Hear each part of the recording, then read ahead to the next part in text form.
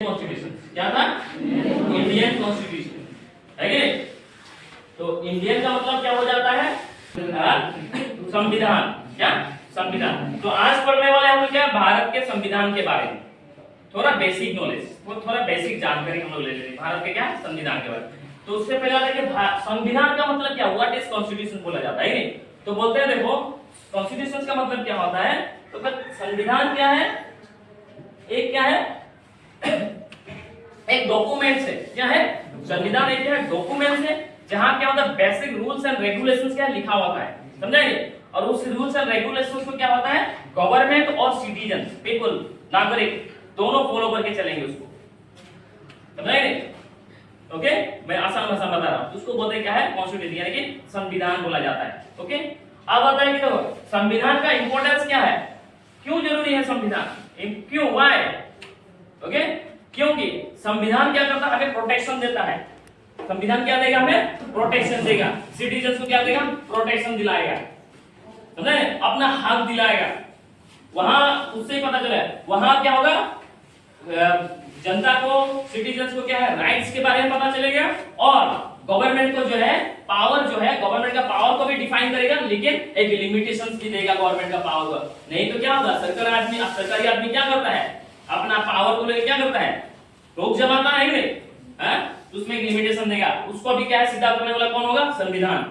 वो उन लोगों को भी एक दायरा दिया जाएगा कि इसको पार नहीं कर सकता, आपके पावर में क्या है, दूसरा खराब मतलब दूर मतलब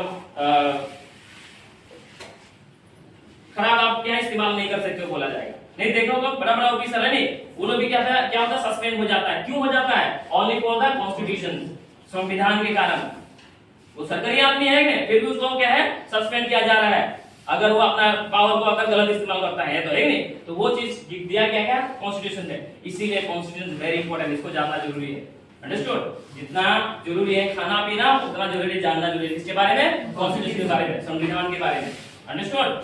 तो वो इम्पोर्टेंस और इंपॉर्टेंस क्या है, और बता दे कॉन्स्टिट्यूशन आपको क्या बताएगा, आपको फंडामेंटल राइट्स के बारे में बताएगा कि उसमें आपका हक कहां-कहां तक है, क्या-क्या है, आपको कहां-कहां तक, आपको कहां तक क्या है, कोई एक ऑफिसर वो कुछ नहीं कर पाएगा, सरकार कुछ नहीं कर पाएगा, कहां उसका हक आपके क्या-क्या है, ये सब आपको बताएगा, समझाएंगे? तो ये था इंपॉर्टेंस, मैं हल्का सा टच कर रहा हूं। अंडरस्टूड? ओके, तो उसके बाद ये हो गया इंपॉर्टेंट। उसके बाद आता है क्या, ड्राफ्टिंग ऑफ इंडियन कॉन्स्टिट्यूशन। तो अब ये जो संविधान जो है, जो आपको इतना प्रोटेक्शन देगा, इतना सारा चीज आपको बताएगा आपके बारे में, गवर्नमेंट को भी चलने के लिए मजबूर कर देगा, जनता भी क्या है उसी रूल्स एंड रेगुलेशन के साथ चलेगा, है नहीं? तो ये जो कॉन्स्टिट्यूशन है, इसको, ये संविधान जो है, इसको बनाया कैसे गया है, ये भी जानना जरूरी है नहीं? तो क्या हुआ, ड्राफ्टिंग ऑफ इंडियन को बोलते हैं क्या है, ड्राफ्टिंग ऑफ इंडियन कॉन्स्टिट्यूशन। क्या बोलते हैं? Drafting of Indian constitution. अब देखो तो उस संविधान को बनाने के लिए क्या किया गया, पहले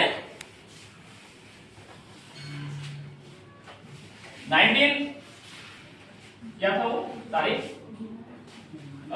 जुलाई 1946 को क्या हुआ, इलेक्शन किया गया। क्या इलेक्शन किया गया। क्यों इलेक्शन किया? संविधान को बनाने के लिए क्या है, बहुत सारे पॉलिटिक्स पार्टी से क्या है, एक मतलब पॉलिटिकल पार्टी को क्या है, क्या करेंगे, इकट्ठा करना है नहीं, लेना है, सब लोग मिलकर तो बनाएंगे, है नहीं? तो क्या इलेक्शन हुआ, यानी कि जुलाई 1946 को पहला इलेक्शन। उस इलेक्शन में क्या किया, बहुत सारे पॉलिटिकल पार्टी से क्या हुआ, इलेक्ट हो गए, समझे नहीं? इलेक्शन हो गए, क्या है, एक टीम बनाया गया जिसको बोलते हैं क्या है, drafting committee teams, drafting, okay, drafting committee, okay, drafting committee बोलेंगे। और उसको हम लोग क्या होता है, कॉन्स्टिट्यूशन क्या बोलेंगे, कॉन्स्टिट्यूशन असेंबली। तो इसीलिए क्वेश्चन एक है आ जाता है, बोलता है कि हु ड्राफ्टेड इंडियन कॉन्स्टिट्यूशन, समझे ना, हु ड्राफ्टेड इंडियन कॉन्स्टिट्यूशन। तो आप क्या बोलोगे, Indian constitution was drafted bye N assembly of elected representatives called constituent assembly, समझा? यानी इसका मतलब ये होता है, इंडियन कॉन्स्टिट्यूशन को ड्राफ्ट किया गया किसके द्वारा, assembly of elected representatives called constituent assembly, समझा? पहले उसको बनाने के लिए क्या, असेंबल, बहुत सारे लोगों को असेंबल किया गया। कितना? 299 मेंबर्स को क्या है असेंबल किया गया। असेंबल ऐसे नहीं किया, इलेक्ट करके। इलेक्ट मतलब क्या? इलेक्शन में जो आए ना 299 मेंबर्स, उन लोग ऐसे क्या है इलेक्ट किया गया और उसके बाद भारत का संविधान बनाने का क्या दायित्व दिया गया उन लोगों को। समझा नहीं? दायित्व। अब असेंबली हो गया, टीम बन चुका है। अब टीम को चलाने के लिए क्या चाहिए? एक प्रेसिडेंट चाहिए और एक चेयरमैन चाहिए, तभी ये टीम चलेगा। आएंगे तो उस 299 मेंबर में से क्या किया गया? एक को क्या किया गया? प्रेसिडेंट बनाया गया। और उसको कौन था वो प्रेसिडेंट? उस कमेटी के प्रेसिडेंट कौन था? डॉक्टर राजेंद्र प्रसाद। डॉक्टर राजेंद्र प्रसाद को क्या किया? उस ड्राफ्टिंग कमेटी किया, यानी कि कॉन्स्टिट्यूएंट असेंबली का क्या है प्रेसिडेंट चुना गया। हो गया। उसके बाद एक चेयरमैन चाहिए। एक क्या चाहिए? एक चेयरमैन चाहिए, इसके द्वारा चलेगा संविधान बनने का जो नीति जो रहेगा वो चलेगा। वो भी चेयरमैन एक चाहिए, एक चेयरमैन बनाया गया। चेयरमैन कौन था? बहुत ही बड़ा नाम है हमारा देश का, तो कौन है? Doctor B R. अम्बेडकर। कौन है? Doctor B R. अम्बेडकर। और ये उस समय का सबसे ज्यादा डिग्री हासिल करने वाला व्यक्ति, BA, MA, PhD, LLB, MSc, BSc, ये सब किया हुआ व्यक्ति था, इसीलिए इसको क्या चेयरमैन बनाया गया। सबसे ज्यादा पढ़ा लिखा वाला इंसान डॉक्टर बी.आर. अम्बेडकर उस समय का, समझे ना? उसको क्या है चेयरमैन बनाया गया उस कमेटी का। कौन सा कमेटी का? संविधान जो बनेगा, संविधान बनने के लिए जो कमेटी चुना गया था, इनके ड्राफ्टिंग कमेटी बोलते हैं, उस कमेटी का चेयरमैन। अंडरस्टूड? तो ये 299 मेंबर्स का टीम बना और वे लोग क्या किया? लगभग क्या क्या स्टडी किया, बहुत सारी चीजों को स्टडी किया। बहुत सारी चीजों मतलब अलग देश का कॉन्स्टिट्यूशन को, अलग देश का संविधान को भी उन्होंने क्या है बारीकी से पढ़ा।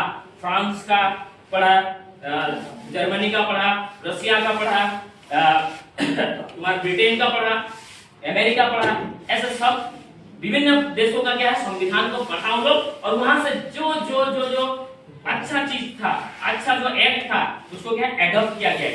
देखो हमारा देश का संविधान को बोलते हैं कि कॉपीराइट, नो नेवर। अच्छा चीज को लेना अच्छी बात है, किसी का भी अच्छा चीज है उसको लेके एडॉप्ट करके उसको चलाना अच्छी बात है। ठीक उसी प्रकार से ये लोग क्या, ये बुद्धिजीवी लोग जो 299 मेंबर जो थे, चेयरमैन यानी कि बी.आर. अम्बेडकर के द्वारा जो कमेटी बना था, उस कमेटी ने क्या किया? देश का विभिन्न देशों का क्या संविधान को लेके पढ़ा, स्टडी किया। वहां से जो जो मतलब जनता के हित में था, जो सही रहेगा, उस चीज को एडॉप्ट किया गया। और बाकी जो है खुद वो लोग क्या है सबके साथ डिस्कशन करके बनाया गया। बनाया वो लोग, बनाने के बाद देखो वो जो कॉन्स्टिट्यूशन संविधान को बनने के लिए लगभग क्या 3 साल लग गया। कितना साल लग गया? भारत का संविधान को बनने के लिए कितना? 3 साल, लगभग 3 साल हमेशा याद रखना 3 साल। और 3 साल में क्यों बोल रहा हूं? अगर उसका एग्जैक्ट टाइम अगर जानेंगे तो वो होता है 2 years 11 months 18 days। कितना टाइम लगा था एग्जैक्टली बोला जाए तो 2 years 11 months 18 days। तो 3 साल होने के लिए कितना दिन रह जाता है? 12 दिन रह जाता है। तो इसीलिए मैंने एक राउंड फिगर करके बोला कि आपको क्या है 3 साल लगा। हो गया? 3 साल के बाद यानी कि 26 नवंबर 1949 को संविधान बन के एडॉप्ट होके रेडी हो चुका है। हो गया रेडी, बन गया संविधान, समझे नहीं? अब इसको क्या किया? 2 महीने बाद उसी वक्त क्या है लागू करना है, उस वक्त लागू नहीं किया गया। 2 महीना बाद यानी 26 जनवरी 1950 को क्या किया? देश में क्या है लागू किया गया संविधान। समझा नहीं? संविधान क्या है लागू किया गया।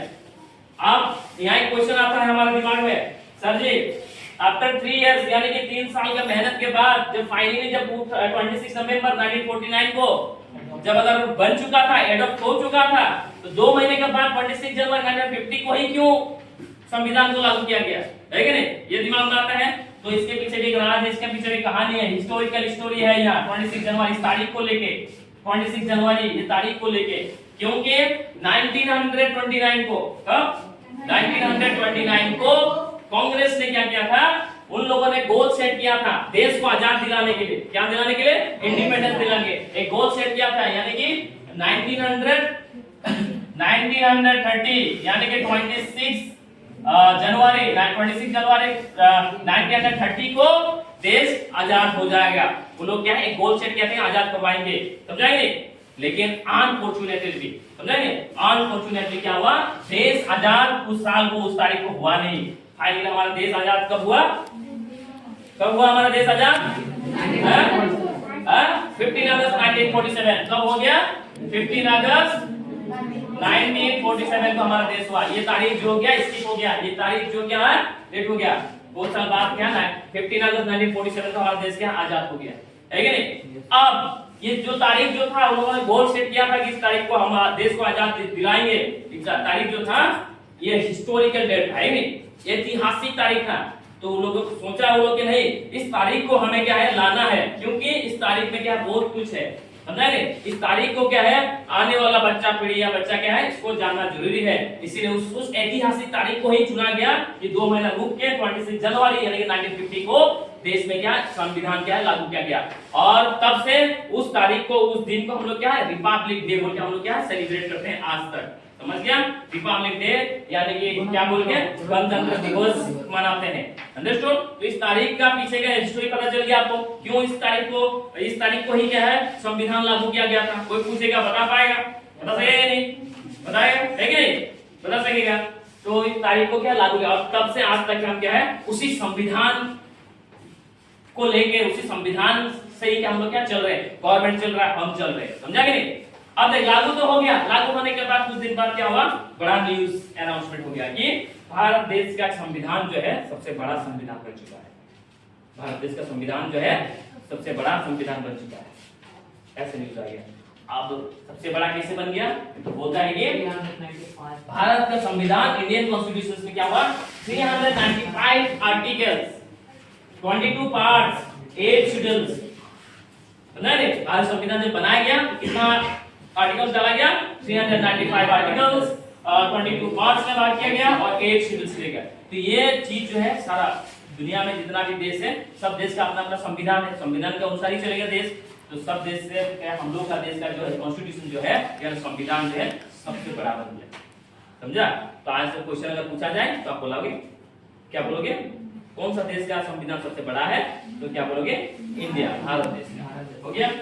तो ये तो इतना हो गया, लेकिन 2012 जब 2012 हो गया 2012 तक क्या थोड़ा चेंज हुआ, चेंज होने के फिर से ये आंकड़ा क्या बढ़ गया थोड़ा सा। समझ गए? इसमें क्या 55 आर्टिकल्स फिर से ऐड कर दिया गया। कितना क्या 55 आर्टिकल। तो 2012 में क्या हो गया 450 आर्टिकल्स हो गया 25 पार्ट्स और 12 शेड्यूल्स। समझ गए? ये हो गया और भी बड़ा बन गया। अब तक क्या सबसे बड़ा संविधान अगर बोला जाए अब तक हम लोग बोलेंगे तो क्या अपना भारत देश का। अंडरस्टूड? समझ गया? ये चीज था। तो कभी कभी कैसे बोला गया नहीं तो क्या क्या कुछ ऑब्जेक्टिव लिया गया उसको बोलते हैं मैंने शॉर्ट फॉर्म इसलिए क्या SSSDRJLF। क्यों है क्या क्योंकि हम लोग क्या है ट्रिपल आर पिन देखे हैं नहीं वो याद रहता हम लोग, इसीलिए मैं क्या ट्रिपल एस को क्या है पहले ला गया ट्रिपल एस कर दिया डीआर यानी कि डॉक्टर है। डॉक्टर का ये जो उपाधि ये जो कब मिलता है आपको जब आप पीएचडी करोगे। हो गया? तो डीआर हो गया, जेएलएफ याद रखना है। तो इसीलिए 1 नंबर 1 एस का मतलब क्या सॉवरेन। सॉवरेन का मतलब क्या बोलता है कि भारत देश आजाद हो चुका है। अब भारत देश में किसी बाहर का किसी का कोई कंट्रोल नहीं रहेगा, कोई कंट्रोल नहीं कर पाएगा भारत को। भारत देश आजाद हो चुका है, वो अपना अंदर का बाहर का इंटरनल एक्सटर्नल कुछ भी मैटर होगा उसका डिसीजन खुद ले सकता है। Because India is what? Now India is what? India is what? Independent country. Understood? ये था। अब सेकंड वाला ऐसे मतलब सोशलिस्ट मतलब क्या था? You are free from all the form of exploitation। मतलब हम हर वो पीढ़ी हर जो हमें क्या निर्यातन करते थे वो सारा चीजों से हम लोग मुक्त हैं। चाहे वो आपको आपका लिविंग ऑफ स्टैंडर्ड को लेके कोई अगर नीचा दिखाता था, कोई अगर नीचा दिखाता था या आपका इनकम को लेके ये सब नहीं है। सबसे आप जो है आप फ्री हो, आप सब इक्वल हो बोलता है। ये समझाता है सोशलिस्ट। थर्ड में गया सेकुलर। क्या गया? थर्ड में गया सेकुलर। तो सेकुलर का मतलब क्या? इंडिया इज सेकुलर कंट्री हम लोग बोलते हैं ना। India is what? Secular country. क्यों कहा जाता है? क्योंकि हमारे देश में क्या है विभिन्न जाति वर्ग और विभिन्न क्या है धर्मों के लोग हम लोग क्या है एक साथ रहते हैं। तो इसमें आप बोलता है कि कोई डिस्क्रिमिनेशन नहीं होगा। इंडिया जो है सेकुलर कंट्री। तो क्या बोलता है अपना धर्म को लेके अपना जाति वर्ग को लेके आपको क्या है कोई आपको क्या रोक टोक नहीं करेगा। आप उसको सेलिब्रेट करने के लिए सेलिब्रेट कर सकते हो, प्रैक्टिस कर सकते हो, उसको आप क्या है उस अपने कल्चर को क्या आगे बढ़ा सकते हो बोला गया। हो गया? सेकुलर मतलब वो बताता है आपको। और उसके बाद है डेमोक्रेटिक। डेमोक्रेटिक का मतलब क्या? इंडिया इज डेमोक्रेटिक कंट्री हम बोलते हैं। व्हाई? क्यों? क्यों डेमोक्रेटिक? क्यों? क्योंकि India is democratic country because India government is run by the people. हम लोग का इंडिया गवर्नमेंट जो है, सरकार जो हम क्या है, हम बनाते हैं, वी, समझे ना, we elect a person representatives, अब जाके उसको पहुंचाते हैं और वो क्या करता है, सरकार में रहकर हमारे हित के लिए क्या है, काम करता है। ओके, दिस इज इंडिया क्या है, डेमोक्रेटिक बोला। रिपब्लिक, मैं रिवाइज करता हूं, रिपब्लिक चलता है नहीं, ये देश नहीं है कि आप पीढ़ी दर पीढ़ी आप ही चलाते रहोगे। मतलब आपका मतलब आपका जो चलाने जो हेड ऑफ द स्टेट जो होगा, हेड ऑफ द कंट्री जो होगा, ओके, वो क्या होगा, पीढ़ी दर पीढ़ी वो नहीं होगा। बोला गया ऐसा क्या कानून, ऐसा क्या है, कॉन्स्टिट्यूशन में क्या है, लो डाला गया। समझा नहीं? पहले क्या था, पहले के जमाने का क्या था, राजा एक होगा, उसके बाद क्या बटेगा, उसके बाद क्या होगा, उसका लड़का आ जाएगा, नहीं, उसके बाद उसी का लड़का बैठेगा। हेरिडिटरी चलता था, नहीं, हेरिडिटरी चलता था, ये चीज था। तो बोले इंडिया में नहीं होगा।